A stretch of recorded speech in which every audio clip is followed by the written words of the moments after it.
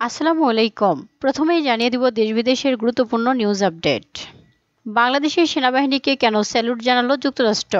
বাংলাদেশের বর্তমান পরিস্থিতি নিয়ে সর্বদলীয় বৈঠকে বসছে ভারত। ইসরায়েলের সামরিক ঘাঁটিতে ড্রোন হামলা চালালো হিজবুল্লাহ যোদ্ধারা। বাংলাদেশের বর্তমান পরিস্থিতিতে যা জানালো যুক্তরাষ্ট্র। বাংলাদেশের ঘটনা নিয়ে পশ্চিমবঙ্গ পুলিশের বিবৃতি। গাজায় 89 লাশ ফেরত দিল ইসরায়েল।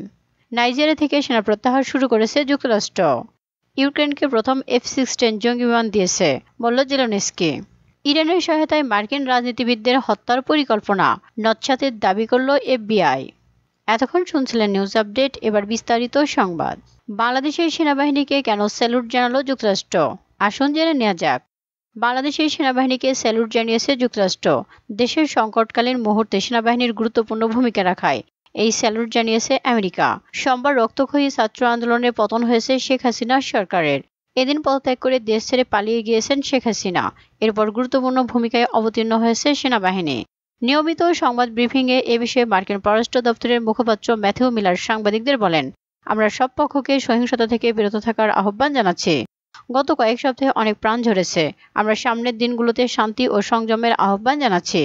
বৈষম্য বিরোধী ছাত্র জনতার মার্চ টু ঢাকা কর্মসূচির বিপরীতে সোমবার সারা দেশে কারফিউ জারি করে সরকার, কিন্তু ছাত্র জনতা কারফিউ ভঙ্গ করে রাস্তায় নেমে আসে। এই সময় সেনাবাহিনীর নেওয়া ভূমিকাকে স্বাগত জানায় মার্কিন প্রশাসন।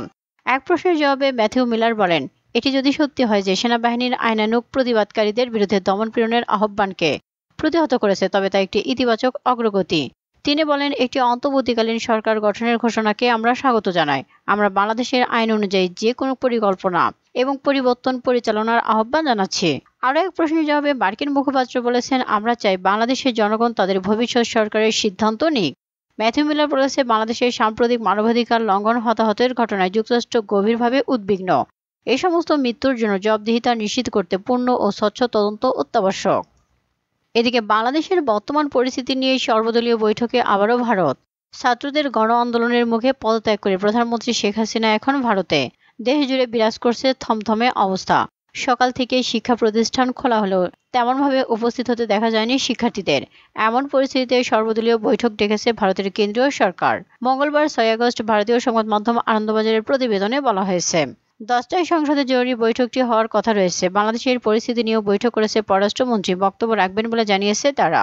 বাংলাদেশের পরিস্থিতি পর্যালোচনা করতে সোমবার কেন্দ্রীয় মন্ত্রিসভার নিরাপত্তা বিষয়ক জরুরি কমিটি ডাকিয়েছে প্রধানমন্ত্রী নরেন্দ্র মোদী। এদিকে ইসরায়েলের সামরিক ঘাঁটিতে ড্রোন হামলা চালালো হিজবুল্লাহ যোদ্ধারা। লেবাননের সশস্ত্র গোষ্ঠী হিজবুল্লাহ ইসরায়েলের উত্তরাঞ্চলের সামরিক ঘাঁটিতে ড্রোন হামলা চালিয়েছে। হামলার তথ্য নিশ্চিত করেছে ইসরায়েল। হিজবুল্লাহ বলছে, এই হামলায় ইসরায়েলি সেনারা নিহত বা আহত হয়েছে। তারা দণ্ডে আইলেট আশাহারে ইসরায়েলি সামরিক বাহিনীর 91তম ডিভিশনের ব্যারাকে আক্রমণ করেছে। ইসরায়েলের সরাসরি হামলায় তাদের সেনা আহত বা নিহত হয়েছে বলে দাবি করেছে ইরানপন্থী লেবানিজ এই সশস্ত্র গ্রুপটি। এদিকে ইরানের সহায়তায় মার্কিন রাজনীতিবিদদের হত্যার পরিকল্পনা, নৎসাতের দাবি করল FBI। যুক্তরাষ্ট্রের সাবেক প্রেসিডেন্ট ডোনাল্ড ট্রাম্প সহ শীর্ষ রাজনীতিবিদদের হত্যার ষড়যন্ত্রের অভিযোগে এক পাকিস্তানি নাগরিককে গ্রেফতার করেছে FBI। FBI-এর পরিচালক ক্রিস্টোফার রে জানিয়েছে, ইরানের সহায়তায় এই ভয়ঙ্কর ষড়যন্ত্র পরিকল্পনা সাজানো হয়েছে। গ্রেফতার হওয়া ব্যক্তির নাম আসিফ মার্চেন্ট, তার বয়স 46। তার বিরুদ্ধে নিউ ইয়র্কে একজন হামলাকারী ভাড়া করার চেষ্টা ও যুক্তরাষ্ট্রের বিশিষ্ট রাজনীতিবিদদের হত্যার পরিকল্পনার অভিযোগ আনা হয়েছে। জুলাই মাসে তাকে গ্রেফতার করা হয়। বর্তমানে তিনি নিউ ইয়র্কে হেফাজতে রয়েছেন। নেতাদের হত্যার ষড়যন্ত্রের তালিকায় সাবেক প্রেসিডেন্ট ডোনাল্ড ট্রাম্পের নাম অন্তর্ভুক্ত। এই খবরের পরিপ্রেক্ষিতে গত জুনে ট্রাম্পের নিরাপত্তা জোরদার করা হয়েছে, তবে ইতিমধ্যে তার উপর এক দফা হামলাও হয়েছে। FBI-এর পরিচালক ক্রিস্টোফার রে বলে, যুক্তরাষ্ট্রের প্রভাবশালী নাগরিকদের হত্যায় বিদেশি ষড়যন্ত্র চলছে, যা আমাদের জাতীয় নিরাপত্তার জন্যই হুমকি। মার্কিন বিচার বিভাগের তথ্য বলছে, আসিফ মার্চেন্ট এপ্রিলে পাকিস্তান থেকে যুক্তরাষ্ট্রে আসে। এর আগে তিনি ইরানে ছিলেন। সেখান থেকে সরাসরি হামলার পরিকল্পনার সঙ্গে জড়িত একজনের সঙ্গে যুক্তরাষ্ট্রে এসে যোগাযোগ করেছেন। পুলিশের তৎপরতায় সেই যোগাযোগের বিষয়টি প্রকাশ পায়। এদিকে বাংলাদেশের ঘটনা নিয়ে পশ্চিমবঙ্গ পুলিশের বিবৃতি। কোটা সংস্কার আন্দোলন ও সরকার প্রধান থেকে শেখ হাসিনার পদত্যাগ করে দেশ ছাড়ার পর ছাত্র জনতার আন্দোলনের বেশ কিছু ছবি ভিডিও সামাজিক যোগাযোগ মাধ্যমে ভাইরাল হয়েছে। রাতে বাংলাদেশের ঘটনা নিয়ে পশ্চিমবঙ্গ পুলিশ বিবৃতিও দিয়েছে। তাদের পক্ষ থেকে বলা হয়েছে, শান্ত থাকুন, শান্তি বজায় রাখুন। কিছু স্থানীয় টিভি চ্যানেলে বাংলাদেশের বর্তমান পরিস্থিতি নিয়ে যেভাবে রিপোর্টিং করা হচ্ছে তা খুব দৃষ্টিকটু হবে, সাম্প্রদায়িক উস্কানিমূলক, ভারতের প্রেস কাউন্সিলের নিয়মাবলীর পরিপন্থী বলে উল্লেখ করেছে তারা। তাদের পক্ষ থেকে এক বিবৃতিতে জানানো হয়েছে, শান্ত থাকুন, গুজবে কান দেবেন না। প্রতিবেশী রাষ্ট্র বাংলাদেশের বর্তমান পরিস্থিতিতে সোশ্যাল মিডিয়ায় কিছু পোস্ট ভিডিও আমাদের নজরে এসেছে যা বিভেদ ও অশান্তি তৈরি করতে পারে। অনুরোধ করা হয়েছে কোনো রকম গুজবে কান দেবেন না, উত্তেজক ভিডিও ছড়াবেন না। রাজ্য প্রশাসন সতর্ক ও সজাগ রয়েছে। কোনো প্রচারণায় পা দেবেন না, শান্ত থাকুন, শান্তি বজায় রাখুন। বিবৃতিতে বলা হয়, শান্তি বজায় রাখুন, শান্তি বজায় রাখুন। কিছু স্থানীয় টিভি চ্যানেলে বাংলাদেশের বর্তমান পরিস্থিতি নিয়ে যেভাবে রিপোর্টিং হচ্ছে তা খুব দৃষ্টিকটু, সাম্প্রদায়িক, উস্কানিমূলক, ভারতের প্রেস কাউন্সিলের নিয়মাবলীর পরিপন্থী। দর্শকদের অনুরোধ ও এ ধরনের কাভারেজ দেখার সময় নিজস্ব বিবেক বিবেচনা প্রয়োগ করুন। মাথায় রাখুন যে চ্যানেল দেখানো হচ্ছে ফুটেজের সত্যতা কিন্তু কোনো নিরপেক্ষ তৃতীয় সংস্থা দিয়ে যাচাই করা নয়। একতরফা বিদ্বেষমূলক বিভ্রান্তিকর প্রচারের ফাঁদে পা দেবেন না। আপনার শান্তি বজায় রাখুন। এদিকে গাজায় 89 গলিত লাশ ফেরত দিল বর্বর ইসরায়েল। গাজায় 89 গলিত লাশ ফেরত দিয়েছে ইসরায়েল, ফিলিস্তিনের স্বাস্থ্য মন্ত্রণালয় তথ্য জানিয়েছে। গাজার সামরিক অভিযানে নিহত 90টি গলিত লাশ ফেরত দিয়েছে ইসরায়েল। তবে লাশগুলো বন্দীদের নাকি অন্য কোনো কবরস্থান থেকে তোলা হয়েছে তা নিশ্চিত হওয়া যায়নি।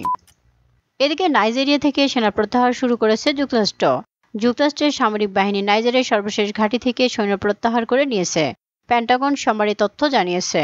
নাইজেরিয়া অভ্যুত্থানে সেনানায়করা সৈন্য প্রত্যাহার করতে বলার 1 বছরের বেশি সময় পর কাজটি শেষ করল যুক্তরাষ্ট্র।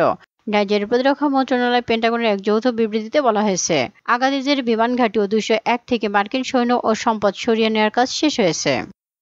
এদিকে ইউক্রেন প্রথম F-16 জঙ্গি বিমান হাতে পেয়েছে, বলল জেলেনস্কি। ইউক্রেনের প্রেসিডেন্ট ভলোদিমির জেলেনস্কি বলেছে, তার দেশ প্রথম আমেরিকার তৈরি F-16 জঙ্গি বিমান হাতে পেয়েছে। একটি বিমান ঘাঁটিতে গোপন স্থানে একটি অনুষ্ঠানে তিনি বলেন, ইউক্রেন F-16, আমরা এটি হাতে পেয়েছি। রাশিয়ার বিরুদ্ধে যুদ্ধ করতে যুক্তরাষ্ট্রের তৈরি F-16 জঙ্গি বিমানের জন্য বহুদিন ধরেই অপেক্ষা করছিল ইউক্রেন। অবশেষে তাদের সেই অপেক্ষার অবসান ঘটেছে। 18 মাস অপেক্ষার পর এই জঙ্গি বিমান দিয়ে সহায়তা করার জন্য ডেনমার্ক, নেদারল্যান্ড, বিশেষত যুক্তরাষ্ট্রকে ধন্যবাদ জানিয়েছে জেলেনস্কি। যদিও তিনি বলেছেন, এই ধরনের জঙ্গি বিমান আরও বেশি প্রয়োজন ইউক্রেনের। মূলত সোভিয়েত যুগের জঙ্গি বিমানের উপর নির্ভর করেছে ইউক্রেন। এখন F-16 জঙ্গি বিমানগুলো ইউক্রেনের আকাশ প্রতিরক্ষা ব্যবস্থাকে আরও শক্তিশালী করতে সহায়তা হবে।